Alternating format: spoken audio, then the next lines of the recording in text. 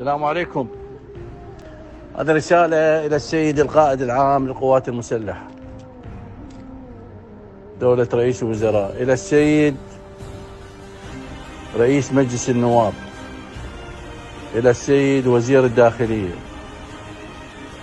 إلى كل شخص محترم بهذا البلد، إلى كل ضابط مهني غيور وكفور.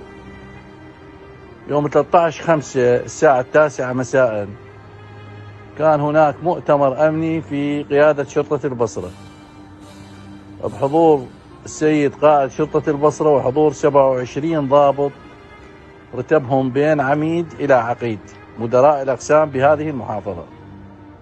أنا بدي أوجه رسالة إلى الضباط جميعا. شنو اللي دار بهذا المؤتمر؟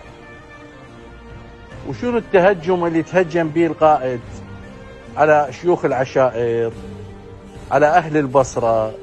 وشنو الكلام البذيء اللي أترفع عن ذكره؟ هذا الموضوع بحاجة إلى محاسبة، هذا الموضوع بحاجة أن نقف أمامه، هذا الموضوع بحاجة إلى عدم المصالحة، هذا الموضوع بحاجة إلى حساب عسير وكبير جدا من قبل المسؤولين. شنو دور الشؤون الداخلية بالبصرة؟ شنو دور الضباط؟ أنتم أبناء البصرة المفروض كلكم تكونون كالبنيان المرصوص وتقيمون دعوة على هذا الشخص لأن أساء إلى أهلكم وإلى مدينتكم وإلى أبنائكم وإلى وجودكم وإلى تاريخكم وإلى رتبكم. أنا أشكر موقف الضابط محمد السعدون، هذا الموقف البطل، هذا الموقف الرجولي اللي ما قبل بالإساءة على أهله وعلى ناسه، وقام الآن هو عنده دعوة هذا الضابط.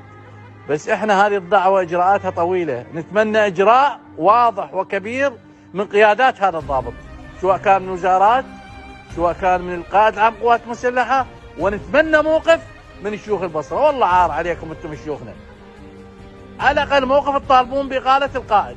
أنا منصور التميمي أطالب بإقالة هذا القائد ومحاسبته واتخاذ كل العقوبات الإجرائية والانضباطية والقانونية بحقه.